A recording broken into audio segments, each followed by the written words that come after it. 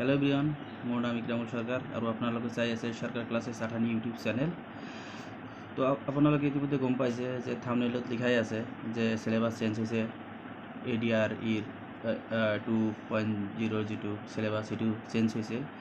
বেশিরভাগ চেঞ্জ হয়েছে আমার থার্ড গ্রেডত আৰু ফোৰ্থ গ্ৰেডত ইমান চেঞ্জ হোৱা নাই, কেৱল নেগেটিভ মাৰ্কিং এড হয়েছে আৰু এইফালে সময় 2 ঘণ্টা আছিল, এইটো এতিয়া 2.5 মানে 2.5 ঘণ্টা হৈ গৈছে। তো এতিয়া মই কি কৰিম, আজি মানে সম্পূৰ্ণ যেটো সিলেবাস চেঞ্জ হৈছে সেই ডিটেইলছটো মই মানে ভালকৈ আপোনালোকৰ সন্মুখত বা তোমালোকৰ সন্মুখত মই কি কৰিম, ডিসকাস কৰিম।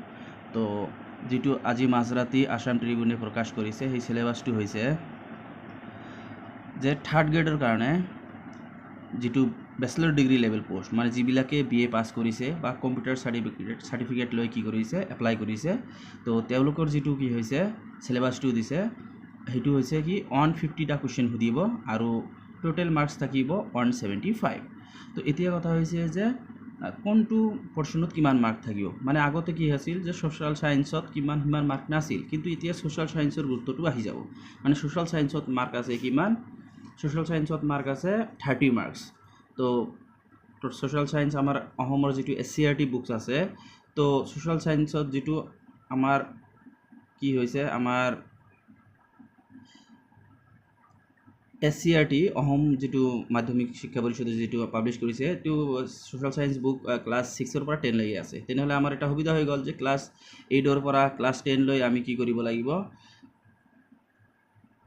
ক্লাছ 10 লৈকে আমাক বুকসটো পঢ়িব লাগিব। তো 30 মাৰ্কসৰ কাৰণে, তো সেইকাৰণে কি কৰিব লাগিব, আমাৰ জেনাৰেল নলেজ আছে ইয়াত কিমান 35 মাৰ্কস। কিমান আছে 35 মাৰ্কস। আপোনালোকে যদি চাই ইয়াত ভালকৈ চাব পাৰিব, স্ক্ৰীনত দিয়া আছে 35 মাৰ্কস। আৰু logical reasoning and mental ability এইটো 20 মাৰ্কস। আগতে কম আছিল 10 আছিল, এতিয়া কি হৈছে, এতিয়া আহি গৈছে আমাৰ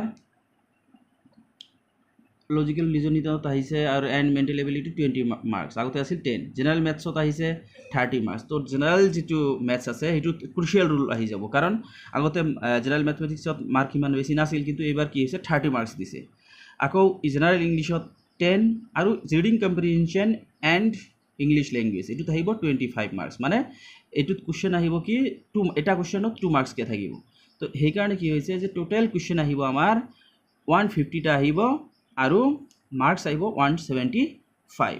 তো আমাৰ বুজিব লাগিব যে অন যেটো কি আছে 175 যে মাৰ্কস আছে, তাৰ ভিতৰত ইংলিছ যেটো আছে, ইংলিছত চাব এই কেইটা মিলি মানে 10 আৰু 25 মানে 35 আহিব ইংলিছত। তো সেইকাৰণে কি হৈছে ইংলিছৰ ক্ৰুচিয়েল ৰুলটো আহি যাব যে ইংলিছত যাৰ ভাল হ'ব তেওঁ এক্সাম ক্লিয়াৰ কৰিব পাৰিব। সেইকাৰণে যেটো হাই সেকেন্ডাৰী লেভেল যেটো সবতকৈ কি কৰে বেছি মানুহে এপ্লাই কৰিছে, মানে হেমন্ত বিশ্ব শৰ্মা ছাৰে মাজে মাজে কৈ থাকে যে পোষ্ট আছে 3700 এপ্লাই হৈছে 11 লাখ। সেইকাৰণে মই প্ৰিলিমছ দিব বিচাৰিছিলোঁ।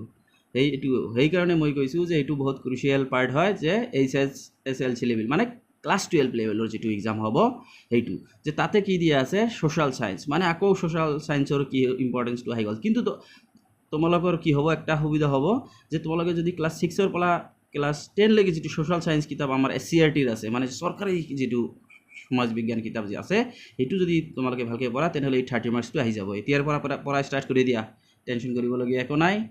তো 30 মাৰ্কস তাৰ পৰাই পাই যাবা। আৰু জেনাৰেল নলেজ আছে 30 মাৰ্কস। যে জেনাৰেল নলেজ যেটো পঢ়ি লৈছে তোমালোকে সেইটোৱে যে 30 মাৰ্কস আহিব আসাম ৰিলেটেড আৰু ইণ্ডিয়ান, যে Indian history, Indian polity, Indian geography এইবিলাক আহিব। তাৰপিছত অসমৰ যেটো আছে অসমৰ পাৰ্ট 2 পঢ়িব লাগিব, আসাম হিষ্ট্ৰী, আসাম পলিটি এইবিলাক পঢ়িব লাগিব। তো সেইটো থাকিব 30 মাৰ্কস, মানে আগৰ সিলেবাসটো কিন্তু মাৰ্কটো কমাই দিছে।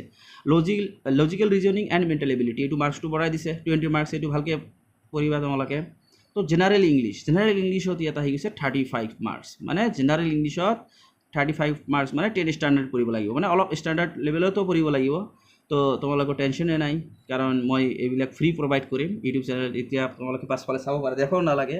মই ইংলিছৰ কোনো এটা পাৰ্ট নাই যেটো যেনেকৈ এ মিৰৰ অফ কমন ইৰৰ্ছ, লুচেণ্টৰ বুকে হওক, তাৰপিছত ইয়াত বেংক পিয়ৰ যিবিলাক ইংলিছ আছে সেইবিলাকো আছে, নিতু সিংহ মেমৰো আছে, আকৌ ব্ৰেন মাৰ্টিনৰো বুকছ আছে, সব বুক আছে ইয়াত। SSC লেভেলৰ যিমান ইংলিছৰ এইবিলাক সব ইংলিছৰ বুক হয়। তো টেনশ্যন কৰিব নালাগে, এইবিলাক পঢ়ি বা মোৰ আগতে মই পঢ়াই আছোঁ ইংলিছ গ্ৰামাৰ, তো তোমালোকৰ কোনো টেনশ্যন নাই, এই চেনেলটো ফ'ল' কৰিবা, তেনেহ'লে তোমালোকৰ ইংলিছৰ কোনো প্ৰব্লেম নাথাকিব, চব ফ্ৰী পাই যাবা, টেনশ্যন নাই। আৰু জেনেৰেল মেথছত থাকিব 35। তো এইটো হ'ল হাই ছেকেণ্ডেৰী। তেনেহ'লে হাই ছেকেণ্ডেৰীত কি হৈছে যে হাই ছেকেণ্ডেৰীত 150টা কুৱেশ্যন সুধিব আৰু 150 মাৰ্কছে থাকিব, আৰু সময়টো হৈছে 3 ঘণ্টা। তোমালোকৰ এটা কথা সকলো সময়তে মনত ৰাখিব লাগিব যে 150 মাৰ্কছ যে আহিছে ঠিকে আছে, কিন্তু নেগেটিভ মাৰ্ক, মানে তোমালোকৰ নেগেটিভ মাৰ্ক আহিব যদি তোমালোকৰ 0.25, মানে তোমালোকৰ যদি একটা কুৱেশ্যন ৰাইট হয় আৰু 4টা কুৱেশ্যন যদি ভুল হয়, তেনেহ'লে তোমালোকৰ 0 মাৰ্ক আহিব। তো সেইটো ভাবিব লগা কথা যে নেগেটিভ মাৰ্ক এইবাৰ আহিছে, যোৱাবাৰ কিন্তু নেগেটিভ মাৰ্ক নাছিল, সেইকাৰণে আমাৰ ভালকৈ পঢ়িব লাগিব।